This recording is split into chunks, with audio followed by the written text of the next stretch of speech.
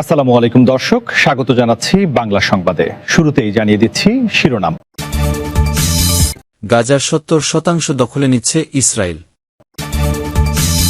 ট্রাম্পের বিরুদ্ধে যৌন নিপীড়নের অভিযোগকারী ক্যারল ফৌজদারি তদন্তের মুখে। গৃহবধূর মৃত্যু, ফেঁসে যাচ্ছেন বিচারক শাশুড়ি। চট্টগ্রামের কর্ণফুলীতে বাসলেগুনা মুখোমুখি সংঘর্ষে নিহত ৩, আহত ৭।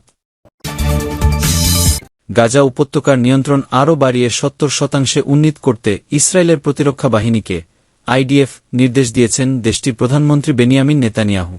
শুক্রবার ২৯ মে বিবিসির অনলাইন প্রতিবেদনে এই তথ্য জানানো হয়েছে।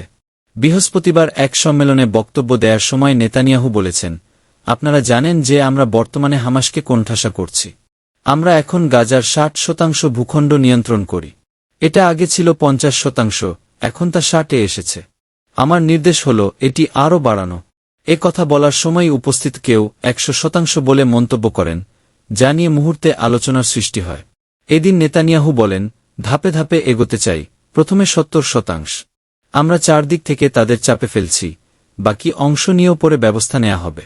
প্রতিবেদনে বলা হচ্ছে, গাজার নিয়ন্ত্রণ সম্প্রসারণের এই পদক্ষেপ হামাস ইসরায়েল যুদ্ধবিরতি চুক্তির সঙ্গে সাংঘর্ষিক। ২০২৫ সালের অক্টোবরে মার্কিন প্রেসিডেন্ট ডোনাল্ড ট্রাম্পের মধ্যস্থতায় ওই চুক্তিটি সম্পন্ন হয়। তবে যুদ্ধবিরতি সত্ত্বেও ইসরায়েল গাজায় হামলা অব্যাহত রেখেছে এবং এর মধ্যে নেতানিয়াহুর এমন বিবৃতি এল। যুদ্ধবিরতি কার্যকর হওয়ার পরও গাজায় ইসরায়েলি হামলায় এখন পর্যন্ত অন্তত ৭৩৮ জন ফিলিস্তিনি নিহত হয়েছে বলে দাবি করেছে হামাস নিয়ন্ত্রিত স্বাস্থ্য মন্ত্রণালয়।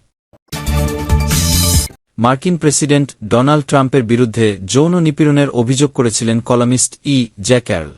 উল্টো তিনিই আইনের কোলে আটকা পড়ছেন। যুক্তরাষ্ট্রের আইন মন্ত্রণালয় ক্যারলের বিরুদ্ধে ফৌজদারি তদন্ত শুরু করেছে। বিষয়টি সম্পর্কে অবগত এমন একাধিক সূত্র এ কথা জানিয়েছে সিএনএনকে। তদন্তে খতিয়ে দেখা হচ্ছে ট্রাম্পের বিরুদ্ধে করা দুটি দেওয়ানি মামলার সঙ্গে সম্পর্কিত সাক্ষ্যে ক্যারল মিথ্যা সাক্ষ্য পারজুরি দিয়েছেন কিনা। এক মামলায় অভিযোগ ছিল ১৯৯০ এর দশকের মাঝামাঝি নিউ ইয়র্কের একটি ডিপার্টমেন্ট স্টোরে ট্রাম্প ক্যারলকে যৌন নিপীড়ন করেন। আরেকটি মামলা ছিল মানহানির। ট্রাম্প ২০১৯ সালে বারবার ওই অভিযোগ অস্বীকার করেন। তিনি বলেন, ক্যারল তার উপযোগী নারী নন এবং বই বিক্রি বাড়াতে তিনি এসব বানিয়ে বলেছেন। সূত্রগুলো জানায়, প্রসিকিউটরদের অভিযোগের মূল ভিত্তি হচ্ছে ২০২২ সালে দেয়া ক্যারলের এক জবানবন্দি। সেখানে ৮২ বছর বয়সী ক্যারল বলেছিলেন, তার মামলার জন্য তিনি বাইরের কোনো অর্থায়ন পাননি। কিন্তু পরে জানা যায়, ধনকুবের রিড হফম্যান তার কিছু আইনি খরচ ও ব্যয় বহন করেছেন। এ বিষয়ে মন্তব্য করতে রাজি হননি ক্যারলের আইনজীবীরা। বুধবার হফম্যানের সঙ্গে যোগাযোগের চেষ্টা করা হলেও তাকে পাওয়া যায়নি। এ তদন্তকে ট্রাম্পের দীর্ঘদিনের ব্যক্তিগত প্রতিপক্ষদের বিরুদ্ধে ব্যবস্থা নিতে আইন মন্ত্রণালয়ের ধারাবাহিক এবং কিছুটা বিতর্কিত প্রচেষ্টার নতুন উদাহরণ হিসেবে দেখা হচ্ছে। ভারপ্রাপ্ত অ্যাটর্নি জেনারেল টড ব্ল্যাঞ্চের অধীনে আইন মন্ত্রণালয় ট্রাম্পের প্রতিশোধমূলক প্রচারণাকে দ্রুত এগিয়ে নিতে কাজ করেছে। তবে এপ্রিল মাসে বিভাগের দায়িত্ব নেয়ার পর তিনি যেসব মামলা সামনে এনেছেন, সেগুলো রাজনৈতিক উদ্দেশ্যপ্রণোদিত বলে ব্যাপক সমালোচনার মুখে পড়েছে এবং আদালতে চ্যালেঞ্জের মুখে পড়তে পারে। তবে একটি সূত্র জানিয়েছে, ব্ল্যাঞ্চ এই তদন্ত থেকে নিজেকে প্রত্যাহার করে নিয়েছেন, কারণ তিনি আগে ট্রাম্পের ব্যক্তিগত আইনজীবী হিসেবে ক্যারল সংক্রান্ত আপিল মামলাগুলোতে কাজ করেছিলেন। সূত্রটি আরও জানায়, তদন্ত নিয়ে কোনো বৈঠকে তিনি অংশ নেননি এবং কোনো আলোচনায় জড়িত ছিলেন না। বর্তমানে ডেপুটি অ্যাটর্নি জেনারেলের দপ্তরের অন্য কর্মকর্তারা তদন্ত তদারক করছেন। আইন মন্ত্রণালয়ের শীর্ষ কর্মকর্তারা এই তদন্ত শিকাগোর ফেডারেল প্রসিকিউটরদের কাছে পাঠিয়েছেন বলে বিষয়টি সম্পর্কে অবগত দুটি সূত্র জানিয়েছে। যদিও ক্যারলের জবানবন্দি নিউ ইয়র্কে হয়েছিল, তবে তার আইনি খরচের অংশ বহনকারী ব্যক্তি হফম্যানের একটি অলাভজনক প্রতিষ্ঠান শিকাগোতে অবস্থিত। বিচার শুরুর ঠিক আগে হফম্যানের অর্থায়নের বিষয়টি প্রকাশ্যে এলে ট্রাম্পের আইনজীবীরা বিস্মিত হন। ২০২২ সালের ভিডিও জবানবন্দিতে ক্যারল তৎকালীন ট্রাম্প আইনজীবী আলিনা হাব্বাকে বলেছিলেন, তার আইনি খরচ অন্য কেউ বহন করছে না। কিন্তু বিচার শুরুর ২ সপ্তাহ আগে ক্যারলের আইনজীবীরা বিচারক ও ট্রাম্পের আইনজীবীদের জানান যে তারা হফম্যানের অলাভজনক প্রতিষ্ঠান থেকে অর্থ পেয়েছেন। ক্যারলের আইনজীবীরা বলেন, তিনি কখনও ওই প্রতিষ্ঠানের কারোর সঙ্গে সাক্ষাৎ করেননি বা কথা বলেননি। সে সময় আদালতে হাব্বা অভিযোগ করেন, ক্যারলের পক্ষ প্রায় ৬ মাস ধরে সত্য গোপনের ষড়যন্ত্র করেছে। এরপর বিচারক ট্রাম্পের আইনজীবীদের আবারও ক্যারলকে জবানবন্দিতে প্রশ্ন করার অনুমতি দেন, যদিও সেই জবানবন্দি এখনও প্রকাশ করা হয়নি। 2 সপ্তাহ পর বিচার শুরু হলে বিচারক লুইস ক্যাপলান বলেন, ক্যারলের বিশ্বাসযোগ্যতা নিয়ে তিনি কোনো সমস্যা দেখছেন না। একই সঙ্গে তিনি হফম্যানের অর্থায়ন নিয়ে প্রশ্ন করতে আইনজীবীদের বাধা দেন। ট্রাম্পের সঙ্গে ক্যারলের এখনও একাধিক আইনি লড়াই চলছে। জুরি বোর্ড ক্যারলকে কোটি কোটি ডলার ক্ষতিপূরণ দেয়ার রায় দেয়, যার বিরুদ্ধে ট্রাম্প আপিল করেছেন। যৌন নিপীড়নের মামলায় $50 লাখ রায়ের বিরুদ্ধে ট্রাম্প সুপ্রিম কোর্টে আপিল করেছেন এবং $8,30 লাখ মানহানি মামলার রায়ের বিরুদ্ধেও একই পদক্ষেপ নেয়ার অঙ্গীকার করেছেন। সুপ্রিম কোর্ট ট্রাম্পের আপিল গ্রহণ করবে কিনা সে সিদ্ধান্ত 12 বার স্থগিত করেছে। সর্বশেষ স্থগিতাদেশ দেয়া হয় বুধবার সকালে। অন্য এক মামলায় ট্রাম্প আইন মন্ত্রণালয়কে আসামি হিসেবে অন্তর্ভুক্ত করার চেষ্টা করেছিলেন, যাতে তিনি দাবি করতে পারেন যে তিনি দায়মুক্তি পাওয়ার অধিকারী। তবে আপিল আদালতের বিচারকদের একটি প্যানেল জানায়, আইনি প্রক্রিয়ার অনেক দেরিতে এই যুক্তি তোলা হয়েছে। ভারতের মধ্যপ্রদেশে বহুল আলোচিত তিশা শর্মা মৃত্যুর মামলায় ফেঁসে গেছেন তার শাশুড়ি, সাবেক বিচারক গিরিবালা সিং।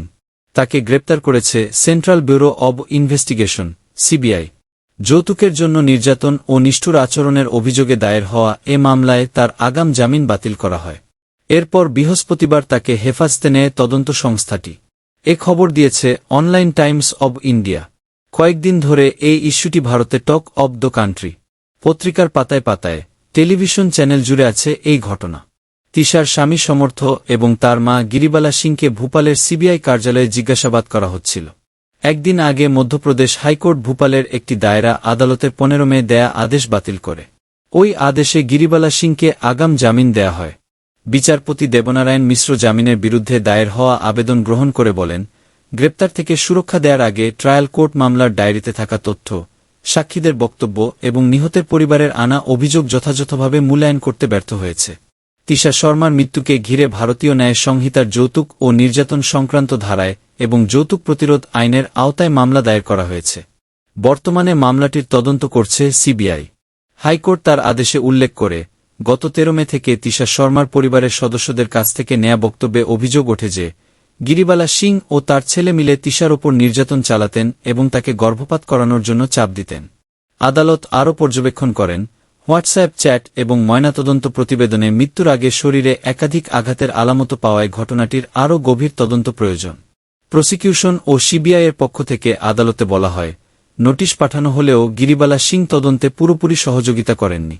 অভিযোগের গুরুত্ব এবং তদন্তের বর্তমান পর্যায়ে বিবেচনায় তাকে হেফাজতে নিয়ে জিজ্ঞাসাবাদ প্রয়োজন হতে পারে বলেও জানায় সংস্থাটি। আগাম জামিন বাতিল হওয়ার পর বৃহস্পতিবার সিবিআই কর্মকর্তারা তিশা শর্মার মৃত্যুর ঘটনাকে ঘিরে চলমান তদন্তের অংশ হিসেবে গিরিবালা সিংকে হেফাজতে নিয়ে জিজ্ঞাসাবাদ শুরু করেন। চট্টগ্রামের কর্ণফুলী উপজেলায় বাঁশ ও লেগুনার মুখোমুখি সংঘর্ষে 3 জন নিহত হয়েছেন। এ ঘটনায় আহত হয়েছেন আরও অন্তত 7 জন। বৃহস্পতিবার রাত 8:30টার দিকে চট্টগ্রাম কক্সবাজার মহাসড়কের শিকলবাহা এলাকায় এ দুর্ঘটনা ঘটে। তবে এখনও নিহতদের বিস্তারিত পরিচয় জানা যায়নি। স্থানীয়রা জানায়, পটিয়াগামী একটি লেগুনার সঙ্গে কক্সবাজার থেকে ছেড়ে আসা চট্টগ্রামমুখী একটি বাসের মুখোমুখি সংঘর্ষ হয়। কর্ণফুলী থানার এসআই পরিতোষ দাস বলেন, দুর্ঘটনার পর বাস ও লেগুনা জব্দ করা হয়েছে। তবে 2 গাড়ির চালকই পালিয়ে গেছেন।